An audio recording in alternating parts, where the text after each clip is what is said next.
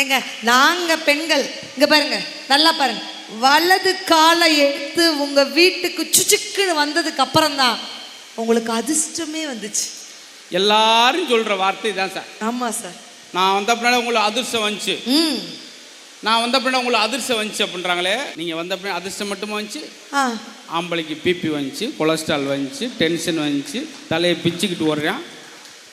எங்கேயாவது கல்யாணமான பெண்களுக்கு தொப்பை விழுந்திருக்கா இல்லை வழுக்கு தலை விழுந்திருக்கா?